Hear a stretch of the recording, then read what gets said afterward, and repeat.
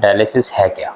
जी। Dialysis basically एक तरीके से खून की सफाई है। ओके। सिर्फ डायलिसिस को लेके है, डायलिसिस तो चलो बहुत बड़ी बात हो गई।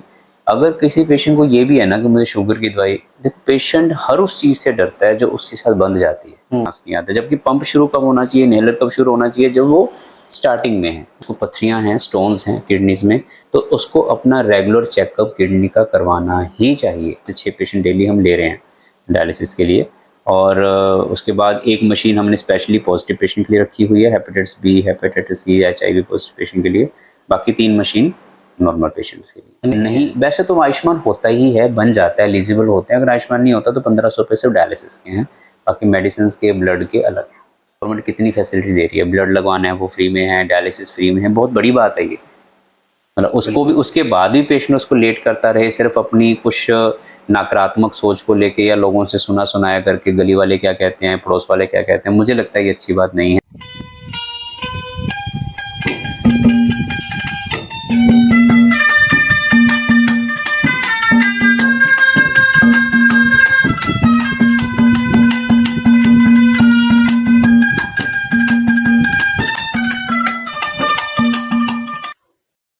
सभी को नमस्कार। अब मैं आपके साथ कुलदीप खंडेलवाल और आप जुड़ चुके हैं द इनसाइडर मीडिया के साथ। और आज हमारे साथ डॉक्टर अजय है टोहाना से।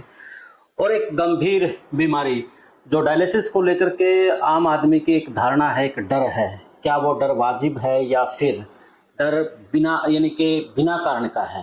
तो तमाम सवालों के साथ आज हमारे साथ डॉक्टर अजय जी है। सबसे पहले स्वागत है डॉक्टर साहब आपका। Thank you, thank you. तो डॉक्टर साहब, जब डायलिसिस का एक नाम आता है, एक डर होता है, खास तौर पर जो गरीब परिवार है या फिर बड़ा भी परिवार है कि डायलिसिस करवाना पड़ेगा। इसके जो शुरुआती लक्षण है या फिर इसको बचने के लिए क्या कुछ करने की जरूरत है, इस मरीज जो हालात होते हैं शुरुआती दौर में मरीज के क्या कुछ होते हैं, बताइए। सबसे पहले तो मैं डायलिसिस के बारे में बताना चाहूँगा। डायलिसिस है क्या? जी। डायलिसिस बेसिकली एक तरीके से खून की सफाई है। ओके। मैं देसी भाषा में बात करूँगा कि हमारे शरीर में जो हमारे गुर्दे होते हैं, किडनीज होती हैं, वो एक छलनी का काम करती है। छलनी का काम मतलब जो हमारे शरीर में जो भी टॉक्सिन्स पैदा होते हैं, जो हमारे खाने से, एनवायरनमेंट से, उसको किडनी साफ करके पेशाब के रास्ते बाहर निकाल देती हैं ताकि हमारा शरीर स्वस्थ रहे। अब कुछ लोगों के किडनीज जब काम करना कम कर देती हैं या बंद कर देती हैं, तो ओबियसली वो टॉक्सिन्स अंदर रह जाएंगे, तो उससे उन्हें उल्टियाँ लग सकती हैं, हिच्कियाँ लग सकती हैं, और भी कई तरह के सिम्टम्स होते हैं। तो उस टाइम हमें डायलिसिस करना पड़ता है। और ये किडनी स्किन पेशेंट्स की खराब होती हैं जिनको बहुत टाइम से शुगर हो, बहुत टाइम से बीपी की प्रॉब्लम हो, बहुत टाइम से कोई पेन किलर्स खा रहे हो, जैसे कुछ गठिए के मरीज होते हैं उनको पेन किलर चलते रहते हैं, या कोई बहुत लंबी दवाइयाँ खा रहे हों। जब किसी पेशेंट्स को बहुत टाइम से पथरियाँ हों गुर्दों में जिसका वो ध्यान ना रख रहा हो, बहुत सारे कारण होते हैं जिसमें किडनीज काम करना बंद कर देते हैं और वहाँ पे डायलिसिस कराना पड़ता है। ये एक तरीके की मशीन होती है जिसपे पेशेंट का खून जो है वो साफ कर दिया जाता है। जब उसके शरीर में कई बार, अब किडनीज और क्या काम करती है खून साफ करने के अलावा, पेशाब निकल आता है, पेशाब के रास्ते हमारा जो 2 लीटर, 3 लीटर, 1.5 लीटर पानी निकल जाता है। अब कुछ लोगों की किडनी जब बिल्कुल काम नहीं करती तो वो पानी जो है वो अंदर रह जाता है, तो उनके शरीर में स्वेलिंग आने लग जाती है। तो हमें वहाँ भी डायलिसिस करना पड़ता है ताकि जो काम किडनी नहीं कर रही, मतलब पेशाब नहीं आ रहा, फॉर एग्जाम्पल 2 लीटर पेशाब आना चाहिए, 2 लीटर, 3 लीटर, वो नहीं आ रहा, वो पानी अंदर इकट्ठा हो जाएगा, तो फिर वो पानी हमें डायलिसिस के रास्ते बाहर निकालना पड़ता है, इसलिए डायलिसिस की जाती है। अब सब इस मामले में बहुत से जब मरीज देखते हैं या बातचीत होती है तो एक बड़ा डर, एक खौफ उनके अंदर नजर आता है। जाता था। और खास तौर पर जब किसी बच्चा को लेकर के ये बीमारी होती है तो उनके अंदर तो और भी ज्यादा डर। बिल्कुल, बात ये नहीं है कि सिर्फ डायलिसिस को लेके है, डायलिसिस तो चलो बहुत बड़ी बात हो गई। अगर किसी पेशेंट को ये भी है ना कि मुझे शुगर की दवाई, देखो पेशेंट हर उस चीज से डरता है जो उसके साथ बंध जाती है। अब देखो आपको खांसी है, जुकाम है, लूज मोशन है, 5 दिन, 4 दिन, 3 दिन दवाई खानी, अब ठीक हो गया, वहाँ पेशेंट नहीं डरता। पेशेंट हर उस चीज से डरता है जो उसको सारी जिंदगी के लिए बंध जाती है, जबकि डॉक्टर को पता होता है कि ये चीज उसके लिए लाभदायक है। अब जैसे मैं बताता हूँ, एग्जाम्पल देता हूँ, कोई सांस का मरीज है, मान लो मेरे पास कोई 15 साल का बच्चा आ गया, मुझे पता है कि वो सांस का बच्चा आ गया, ब्रोंकियल अस्थमा का, मुझे पता है कि अगर वो अभी से पंप शुरू करेगा तो उसकी आगे की लाइफ अच्छी जाएगी। लेकिन लोग पंप कब शुरू करते हैं? जब बिल्कुल उनकी बस हो जाती है, बिल्कुल 40 साल में जाके, 50 साल में जाके, जब उनको सांस नहीं आता। जबकि पंप शुरू कब होना चाहिए, इनहेलर कब शुरू होना चाहिए? जब वो स्टार्टिंग में है, ताकि लंग्स उसके स्ट्रॉन्ग रहें। लेकिन ये बात पेशेंट को समझाना बहुत मुश्किल है। अगर आप 14 साल के बच्चे को कह दो, उसके पेरेंट्स को, कि इसको सारी जिंदगी इनहेलर लेना पड़ेगा, वो वहीं पे ही खत्म डर जाता है। ठीक है, तो डायलिसिस भी इसीलिए पेशेंट डरता है। अगर एक डायलिसिस कराना है, 2 डायलिसिस कराना है, तो वो नहीं डरते।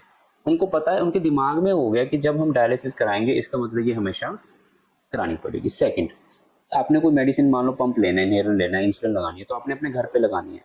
डायलिसिस के लिए आपको हॉस्पिटल आना ही पड़ेगा। अब मान के चलो 4 घंटे का डायलिसिस होता है, आधा पौना घंटा पहले भी आना पड़ता है, आधा घंटा घर जाते आते लग जाता है। मतलब अगर एक पेशेंट डायलिसिस कराता है, उसका चलो वो तो पेशेंट ही है, उसके साथ जो भी आता है उसका पूरा दिन बेकार हो। निकल जाता है। और हफ्ते में कम से कम 2 या 3 बार डायलिसिस कराना जरूरी है। तो ऑब्वियसली अगर पेशेंट डायलिसिस से डर रहा है या पेशेंट के रिश्तेदार डायलिसिस से डर रहे हैं, तो अपनी नज़र में गलत नहीं डरना। क्यों? क्योंकि उनको पता है कि अगर महीने हफ्ते में 2 बार डायलिसिस कराना गया, मतलब देखो गरीब लोग हैं, उनको लगता है कि चलो ठीक है, मतलब 2 दिहाड़ी तो उनकी मतलब साथ आने वाली चल गई, फिर वो पेशेंट बस में नहीं आ सकता, वो पेशेंट बाइक पे नहीं आ सकता, लेके उसको गाड़ी में आना पड़ेगा। क्योंकि प्रॉब्लम क्या है कि हमारे यहाँ पे जो मैं लोकल सिनेरियो देख रहा हूँ, डायलिसिस इस स्टेज पे शुरू होना चाहिए, लेकिन वो इस स्टेज पे शुरू नहीं होता, वो बहुत लेट शुरू होता है। लेट के कारण से सबसे बड़ी दिक्कत है। लेट की कहाँ दिक्कत आ रही है? अगर कोई पेशेंट टाइमली डायलिसिस कराए, जब उसको फर्स्ट टाइम किडनी की प्रॉब्लम पता लगी, पानी भरना नहीं शुरू हुआ, पेशाब खुल के आ रहा, ज्यादातर लोगों को लगता है कि डायलिसिस तब कराना होता है जब पेशाब आना एकदम से बंद हो जाए। नहीं, डायलिसिस उससे पहले कराना होता है ताकि किडनीज काम करती रहे। और पेशेंट इतनी लेट स्टेज में जाके डायलिसिस करते हैं तो उनको जो प्रॉब्लम्स आ रही होती हैं, उनको जो साइड इफेक्ट्स आ रहे होते हैं, वो बीमारी के आ रहे होते हैं। और पेशेंट को लगता है कि जब से हमने डायलिसिस कराई है तब से हम वीक हो गए, क्योंकि बस लेट इतना शुरू करते हैं। तो डायलिसिस इतनी बड़ी प्रॉब्लम नहीं है, अगर डायलिसिस टाइम से करवाई जाए, टाइमली करवाई जाए, तो बहुत फायदे हैं। पेशेंट लंबा जीता है, लंबे बहुत सारे ऐसे पेशेंट हैं जिन्होंने टाइम पे डायलिसिस कराई है तो सारी जिंदगी निकल गई। तो जो डायलिसिस का जो एक टाइम है वो भी कुछ बॉन्ड है या फिर ये एक लंबा नहीं, ये प्रोसेस मोस्टली है? होता है कि पेशेंट की सिम्टम भी होता है, लेकिन हफ्ते में वैसे 3 डायलिसिस होने चाहिए, नहीं 2 तो कम से कम होने ही चाहिए, ठीक है। लेकिन ज्यादातर हम जो देख रहे हैं पेशेंट को 15 दिन में, कोई 20 दिन में, कोई महीने में एक डॉक्टर डायलिसिस मैं करवा रहा ये है। पूछना चाह रहा हूँ कि जैसे एक कैंसर ला इलाज बीमारी है, वो तो एक ये भी लंबा ऐसा प्रोसेस ही, है। ये भी लंबा प्रोसेस तो है। डायलिसिस का भी एक हाँ, लंबा कि अगर प्रोसेस। आपकी किडनीज किसी पेशेंट की काम नहीं कर रही, तो उसको वैसे ही उसका जो पक्का हल है वो तो रीनल ट्रांसप्लांट ही है, किडनी ट्रांसप्लांट ही है। तो अगर वो किडनी ट्रांसप्लांट नहीं करवा रहा और वो डायलिसिस ही कराना चाहता, तो जब तक वो ट्रांसप्लांट नहीं कराता उसको डायलिसिस ही करवाना सोचता है पड़ेगा, और वो उसमें। लाइफ लॉन्ग करवाना पड़ेगा उसको जब तक उसकी लाइफ है। तो शुरुआती लक्षण वैसे तो आपने बता दिया है, लेकिन जो मुख्य तौर पर देखे जाए कि ये लक्षण दिखने के बाद तो नहीं, आपको डॉक्टर साहब लक्षण के पास पहुंचना ही चाहिए। हम लक्षण की वेट ही नहीं कर सकते कुलदीप जी। किडनी के मामले में, किडनी के मामले नहीं, में जब एक आपको शुरुआती दौर होता है ना, तो शुरुआती जैसे दौर में बताता हूँ क्या होता है। किडनी का कोई लक्षण नहीं होते डायलिसिस के, और जो मैं उल्टी की बात कर रहा हूँ, हिचकियों की बात कर रहा हूँ, ये बहुत लेट स्टेज की बात कर रहा हूँ, ओके। ठीक है। अगर किसी पेशेंट को बहुत टाइम से शुगर है, मोर देन 10 ईयर्स, बहुत टाइम से बीपी है, कोई फैमिली हिस्ट्री है किडनी की, कोई उसको पथरियां हैं, स्टोन्स हैं किडनीज में, तो उसको अपना रेगुलर चेकअप किडनी का करवाना ही चाहिए, ताकि कभी भी क्रेटनेट उसका 4 से ऊपर, 3 से ऊपर, 5 से ऊपर जा रहा है तो वो इमीडिएटली डायलिसिस अपना शुरू करवाए। आपने बढ़िया बात बताई कि उनको अपना जो टेस्ट है वो करवाना रूटीन चाहिए, करवाना रूटीन चाहिए, टेस्ट है। तभी उनको पता तो लगेगा उसमें उनको क्या किडनी। कुछ टेस्ट होते हैं, देखिए कितना यूरिया, कॉस्टली है, नहीं कैसे? नहीं नहीं, कुछ नहीं है, टोटल मिला के मुश्किल से 200-250 रुपए के टेस्ट है नहीं है प्राइवेट में भी। एक यूरिया टेस्ट होता है और क्रेटिनिन टेस्ट होता है, दोनों मिला के 150 रुपए के हमारे हॉस्पिटल में। बाहर का तो शायद देखो कहीं और भी शायद कोई कम कर दे। और एक पेशाब का टेस्ट कराना होता है कि उसमें प्रोटीन तो नहीं आ रही, 100 रुपए का वो टेस्ट है, टोटल मिला के 250 के टेस्ट। तो डायलिसिस को अगर वो लेकर 250 के टेस्ट हर 6 महीने में भी करा ले तो मतलब कोई बड़ी बात नहीं है। तो जैसे आजकल योगा को लेकर के बात होती है या फिर आयुर्वेद को लेकर के भी बात होती है, तो क्या डायलिसिस को लेकर के कुछ शुरुआती जो सावधानी बरतनी है योगा या इन चीज़ों से? योगा और मेडिटेशन सिर्फ डायलिसिस के या किडनी के लिए नहीं, वो देखो हर बीमारी में ही आप देखो लाभदायक है, क्योंकि उससे हमारी बॉडी की इम्यूनिटी बढ़ती है, वो एक अलग फैक्टर रहेगा। वो स्पेसिफिकली फॉर डायलिसिस कोई ऐसा योगा नहीं होता। तो अपने को मेन उसको है कि पेशेंट को अगर लंबे टाइम से ये प्रॉब्लम्स हैं शुगर वगैरह की, उसको रूटीन टेस्ट करवाना चाहिए, और जब भी उसको दिक्कत लगती है डॉक्टर की मतलब एडवाइस से डायलिसिस शुरू करवाना चाहिए। और दूसरा, अभी पहले डायलिसिस पहली बात तो बहुत महंगा चीज़ नहीं है, 1500 रुपये में एक डायलिसिस हो जाता है। और दूसरा, गवर्नमेंट की तरफ से बहुत अच्छी शुरुआत है कि अभी आयुष्मान के जितने भी पेशेंट, देखो हरियाणा में आपको पता है कि ऑलमोस्ट सबका आयुष्मान बना हुआ है, 90% तो पेशेंट्स का बना ही हुआ है, और 70 ईयर्स के ऊपर वाले वैसे भी गवर्नमेंट ने आयुष्मान में कर दिया, चाहे वो एलिजिबल हैं चाहे नहीं है। तो आयुष्मान पे डायलिसिस बिल्कुल फ्री है। इवन डायलिसिस वाले दिन उनका हॉस्पिटल में कोई टेस्ट होता है, जैसे हम खून चेक कराते हैं और किडनी का टेस्ट कराते हैं, वो भी फ्री है। अगर मान लो हमें उन्हें खून चढ़ाना पड़ा, वो भी हम पेशेंट को पैसे देते हैं और गवर्नमेंट हमें बाद में दे देती है। मतलब अगर पेशेंट के पास आयुष्मान कार्ड है तो उसका डायलिसिस का और डायलिसिस से रिलेटेड कोई भी और खर्चा, जैसे दवाइयों का, खून चढ़ाने का, सारा खर्चा गवर्नमेंट की तरफ से फ्री है। तो अपने हॉस्पिटल में क्या अपने कुछ- हॉस्पिटल में डायलिसिस की 4 मशीनें लगी हुई हैं। पूरे टोहाना में 3 ही हॉस्पिटल हैं जहाँ पे डायलिसिस होता है, उसमें से एक हमारा हॉस्पिटल है। और सबसे ज़्यादा मशीनें भी हमारे पास हैं। एक हॉस्पिटल में 2 हैं, एक में 3 हैं, हमारे पास 4 मशीनें हैं। और उसमें से इसलिए हम 4 मशीनें हैं, मतलब 2 शिफ्ट में हम 8 पेशेंट का डायलिसिस कर सकते हैं। एक दिन में 2 शिफ्ट ही कर सकते हैं, 8 पेशेंट का डायलिसिस करते हैं। अभी भी हम एवरेज 5 से 6 पेशेंट डेली हम ले रहे हैं डायलिसिस के लिए। और उसके बाद एक मशीन हमने स्पेशली पॉजिटिव पेशेंट के लिए रखी हुई है, hepatitis B, hepatitis C, HIV positive patient के लिए। बाकी 3 मशीन नॉर्मल पेशेंट के लिए। यानी कि मशीनों की अगर बात करें तो टोहाना में डॉक्टर अजय के पास हाँ, और फैसिलिटी के मेरे मामले पास में है, मेरे पास सबसे 4, टॉप में हाँ, है। 4 डायलिसिस है। और दूसरा आयुष्मान में ज़्यादातर पेशेंट आयुष्मान के हैं। अगर आयुष्मान में कोई पेशेंट आ गया, देखो हॉस्पिटल अपने लेवल पे सर लोगों की मदद ही कर सकते हैं। अगर कोई हमारे पास पेशेंट आ भी गया जिसका आयुष्मान नहीं बना, तो उसको भी हम आयुष्मान बना के देते हैं, अगर वो आयुष्मान के लिए एलिजिबल है। डॉक्टर साहब, डायलिसिस को लेकर अगर हम बात करें, आपका भी एक लंबा समय है डॉक्टर लाइन में, तो ये पिछले कितने सालों से बढ़ा है या पहले था अब पहले हुआ ऐसा नहीं, पहले था, लोग अब अवेयर हो गए हैं। पहले डायलिसिस लोग करवाते ही नहीं थे। वो कहते थे कि डायलिसिस से तो मतलब उनको लगता, अभी भी लगता है, देखो अब कम लोगों को लगता है, लेकिन जब मैं मतलब पीजी वगैरह हम कर रहे थे तब डायलिसिस होता था, लोगों के मन में यही था कि किडनी अगर एक तरह की बीमारी है तो डायलिसिस उससे भी बड़ी बीमारी है। बेसिकली ये साइकोलॉजिकल माइंडसेट है। मैं आपको एक सिंपल सा एग्जांपल देता हूँ, मुझे नहीं पता टीवी पे करने वाली बात है या नहीं। अब कोई पेशेंट है जिसको, मेरे पास फॉर एग्जांपल एक पेशेंट आया और मुझे लगा कि इसको हार्ट की प्रॉब्लम है, मैं एग्जांपल दे रहा हूँ, तब तक वो पेशेंट को सिर्फ एक ही कंप्लेंट होती है कि मुझे चेस्ट पेन हो रहा है। मैं जब चलता हूँ, कोई सीढ़ियाँ चढ़ता हूँ, कोई काम करता हूँ तो चेस्ट पेन होता है, लेकिन वो मेंटली बहुत स्ट्रांग होता है। अब जैसे उसको पता लगा कि मेरे हार्ट में ब्लॉकेज है और जैसे उसको स्टंट डल गया, तो एज ए डॉक्टर मुझे लगता है कि उसको ज्यादा स्वस्थ होना चाहिए। क्यों? पहले वो ब्लॉकेज लेके घूम रहा था, अब उसका स्टंट डल के वो प्रॉब्लम भी खत्म होगी, लेकिन साइकोलॉजिकली और वीक हो जाता है। बिल्कुल, वो सैर करना बंद कर देता है। अब समझ रहे हो, वो और ज्यादा साइकिल, उसको उसको ब्लॉकेज तो पहले भी थी, अब तो उल्टा उसकी ब्लॉकेज ठीक होगी, लेकिन साइकोलॉजिकल वो अपने आप को ज्यादा बीमार मानता है, उसको लगता है मेरे को स्टंट लग गया। डॉक्टर साहब, मैं वीडियो देख रहा था, कोई मोटिवेशनल वीडियो में देख लेता हूँ, तो एक कैंसर का मरीज था। डॉक्टर ने बता दिया कि आप 10 से 15 दिन तक ही जीवन अपना जिएंगे और आप जो करना है अभी कर लो। तो वो एक अपना मिशन था कोई अधूरा, वो मिशन पे लग जाता है और वो 10 साल बाद फिर उस समय को देखता है कि यार तेरे को तो 10 दिन दिए थे डॉक्टर ने 10 साल और 10 साल हो गए, तो जी कैसे जी रहा है। बेसिकली तो वही बात फिर है। वो डॉक्टर से मिला, डॉक्टर साहब आपने 10 दिन का टाइम दिया था। डॉक्टर भी हैरान हो गए, उस बीच क्या क्या आपने। बड़ी सुनने वाली बात है ये उन मरीजों के लिए ही। डॉक्टर साहब, मैंने एक मिशन अधूरा था, मैं उस पर लग गया। तो कैंसर तो फिर भूल गया, यानी कि वो उस दिमाग के बड़ा पागल है। जब पेशेंट बीमार, हमने डायलिसिस में भी यही देखा है, डायलिसिस में भी या क्रोनिक बीमारियों में पेशेंट बीमारी से ज्यादा बीमारी की टेंशन से ग्रस्त होता है। तो डॉक्टर साहब, आपके जीवन काल में जो डायलिसिस के आपने पेशेंट देखे हैं अब तक, जो सबसे ज्यादा जो क्रिटिकल रहा है, कहाँ तक आप उसको बचा पाए हैं? देखो डायलिसिस के मैं वही कह रहा हूँ, पेशेंट ठीक होते हैं। थोड़े दिन पहले भी एक पेशेंट था, उसको एकदम से बहुत ज़्यादा दिक्कत हो गई थी, वो भी सर्वाइव कर गया। लेकिन डायलिसिस के ज़्यादातर पेशेंट जो मैं देख रहा हूँ ना इस रीजन में, पहला तो वो टाइम पे डायलिसिस करवाते ही नहीं है। अभी हमारे पास एक पेशेंट पड़ा हुआ 7 to 8 केराटिन है, लेकिन वो कह रहा है सर जैसे करना करो, डायलिसिस नहीं करवाना। मेरे ख्याल से पिछले 1-1.5 महीने में वो तीसरी बार एडमिट हो गई, वो डायलिसिस नहीं कराना चाहते। तो ऐसे मरीजों का क्या फिर? एक बार कुछ ट्रीटमेंट तो करते हैं, थोड़ा टाइम और निकल जाता है, लेकिन उनके लिए तो खतरनाक है। उनके लिए तो खतरनाक है, समझाते हैं नहीं समझते, वो डायलिसिस नहीं कराना होता है। ठीक है, इसलिए ज्यादातर लोग टाइम पे डायलिसिस नहीं शुरू करवाते। जो डायलिसिस शुरू करवाते हैं लेट, वो भी टाइम हफ्ते में 2 बार तो मतलब ही नहीं है।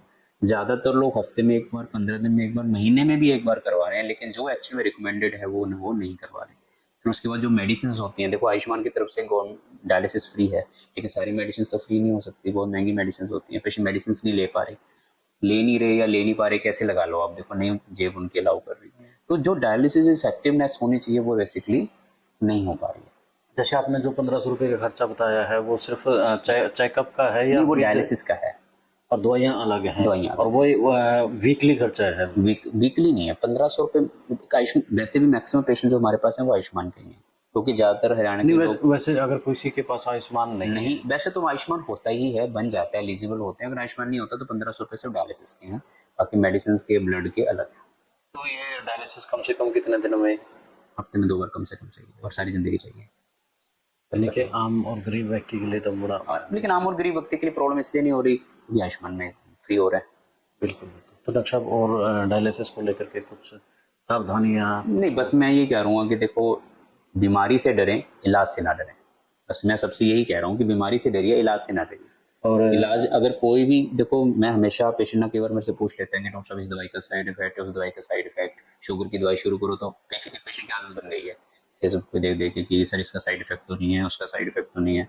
मैं उनसे एक ही बात कहता हूँ कि साइड इफेक्ट होंगे, मैं नहीं कहता नहीं है, लेकिन बीमारी से ज़्यादा नहीं है। असल में ये जो सोशल मीडिया से कुछ बीमारियां तो अपने आप प्यार कर लेते प्यार हैं कर लोग लेते हैं। दिमाग की। नहीं, तो मैं उनसे एक ही बात कहता हूँ कि दवाई के साइड इफेक्ट होंगे, मैं नहीं कहता नहीं है, कुछ तो होंगे, थोड़े बहुत होंगे, लेकिन बीमारी से ज्यादा नहीं हो सकते। शुगर की दवाई के साइड इफेक्ट शुगर से ज्यादा तो नहीं हो सकते ना, अगर नहीं लोगे तो फिर वो ठीक है। इसलिए डायलिसिस के साइड इफेक्ट किडनी की प्रॉब्लम से ज्यादा नहीं हो सकते। देखो, साइड इफेक्ट हर चीज के होते हैं। जब भी हमारी जिंदगी में कुछ भी नॉर्मल से हटके होगा तो उसका कुछ ना कुछ तो देखो इम्पैक्ट हमारी लाइफ पे आएगा। ये कहा जाए कि लोग सोशल मीडिया आदि उन पे ना जा करके, हाँ, अगर डॉक्टर से डायलिसिस की बिल्कुल दिक्कत है तो बिल्कुल। डॉक्टर अजय लेकिन आपके नजदीक है।